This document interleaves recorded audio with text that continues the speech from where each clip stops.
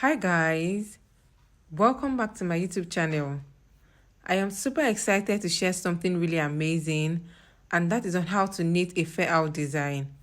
For this project, I'm going to work where I just highlighted, and I'm going to do something really different, and that is on how to work with different colors for a particular project.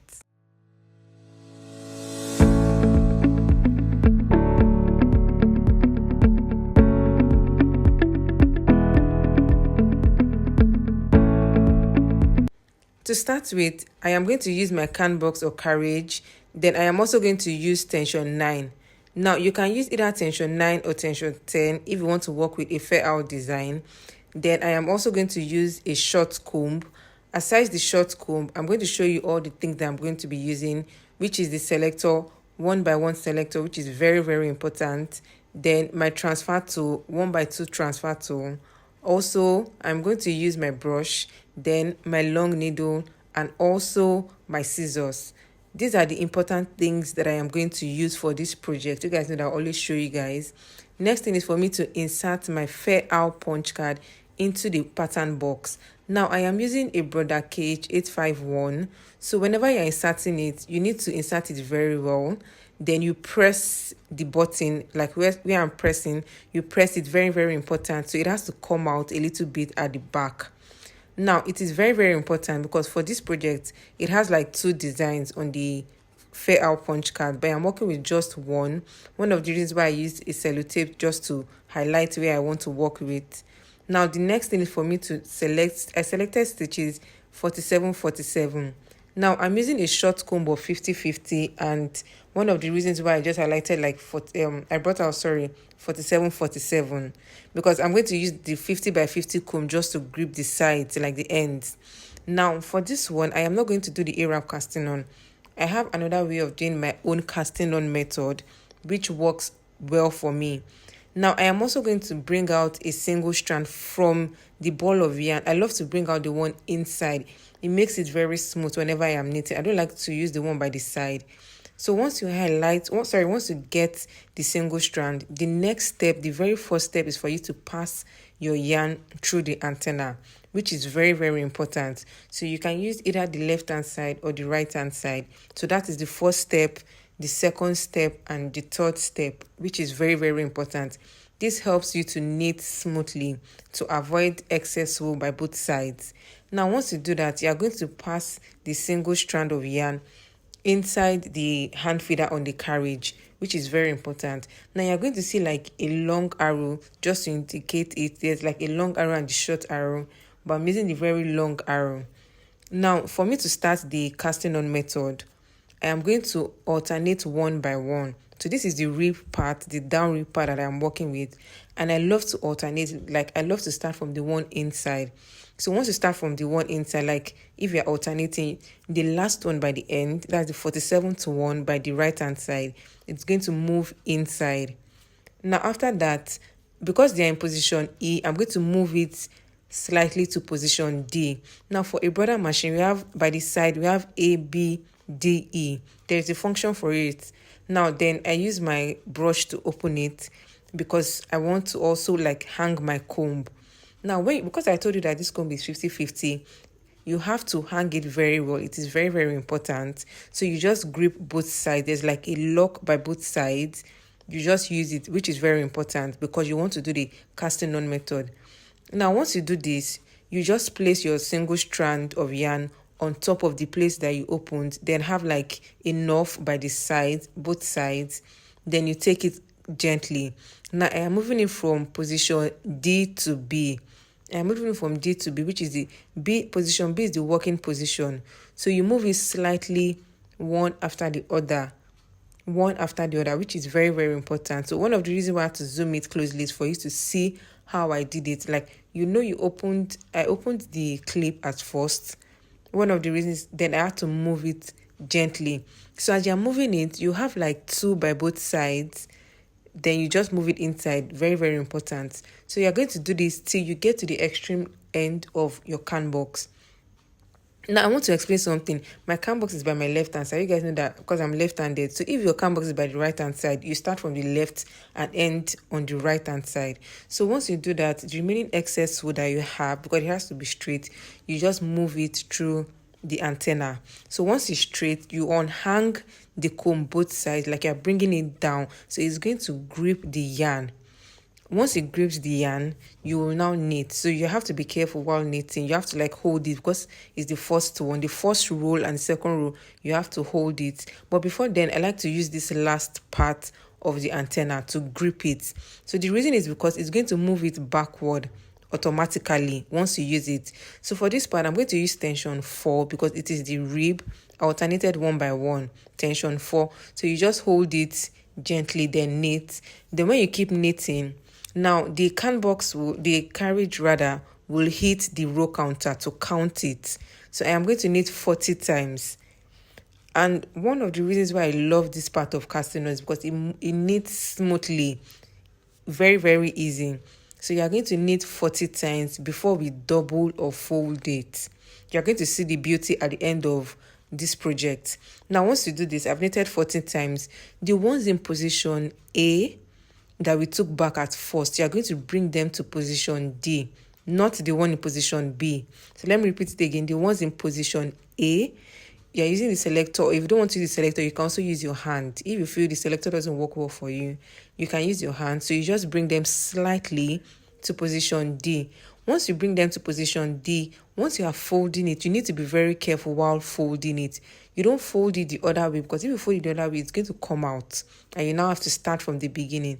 So you have to take your time to fold it a little bit. You can use like one of your hand to hold the middle, then use your transfer tool. Now I'm going to use my transfer tool to pick them inside, one after the other. So you have to be careful. And when you're doing this, you have to do it at both sides. You can do like 2 to 3 at both sides when you're doing this. So the reason why, I want to explain something again. The reason why I really love this part is because of how neat it looks. The finishing is very, very important. I am really, really particular about the finishing of my pieces. So as I'm doing, you take it one after the other. So you just use the transfer tool to pick the very first part we casted on before I started knitting 1, 2, 3, 4, 5. That is what I'm doing. I am picking it like I used my hand. Now I have to zoom it. I had to hold the back to pick the single space. Then I had to insert it into the ones we brought to position D. So I'm going to do like 2, 4, 4 by both sides. Then you can start either by the left hand side or right hand side. Whichever place you want to start, it is fine.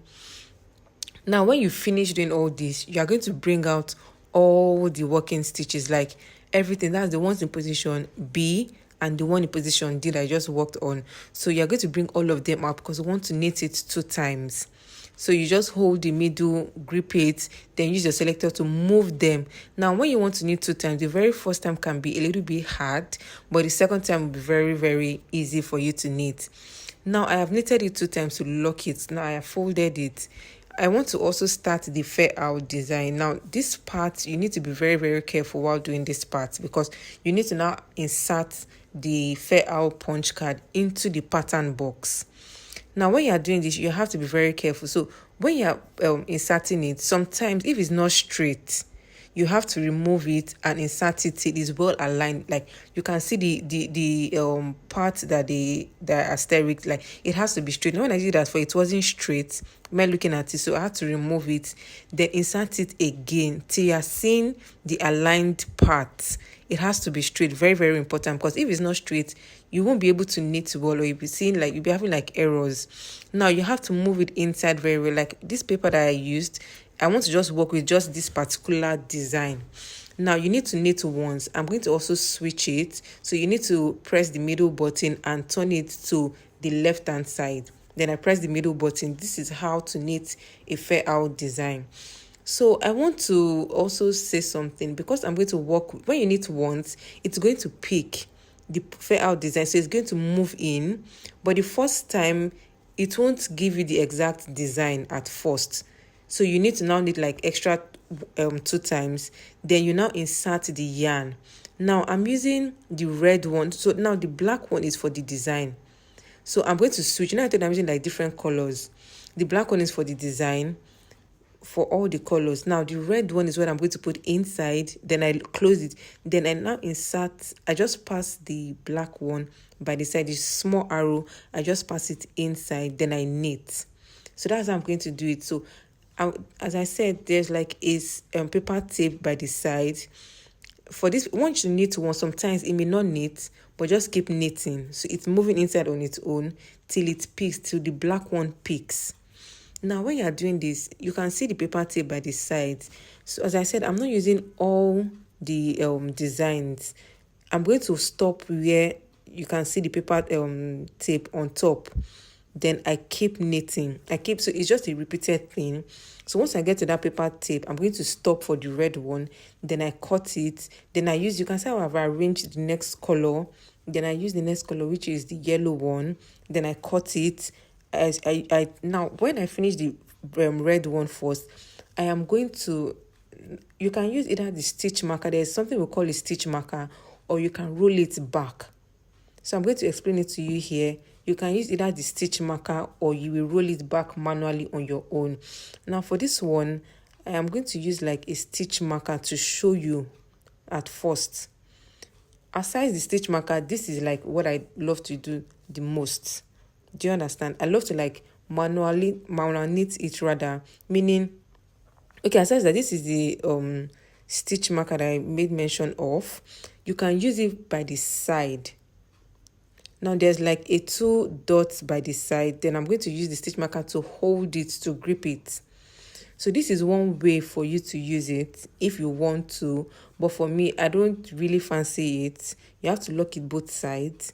I don't really fancy it. So I just knit it on my own. Like I manually knit it, meaning I roll it. But once I stop at that paper tape that you saw at first, the second one, I roll it back.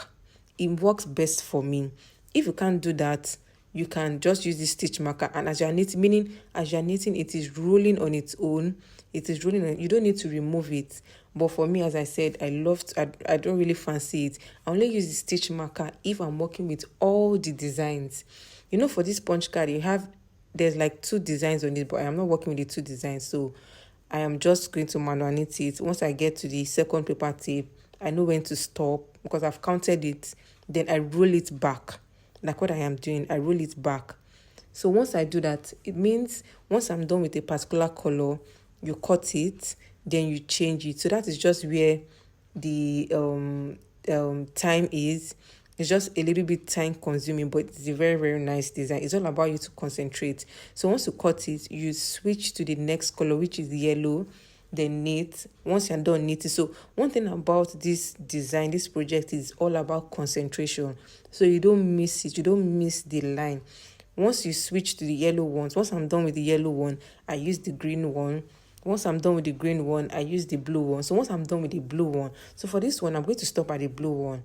But at the end of the video, you're going to see like the full dress, the full jumper rather.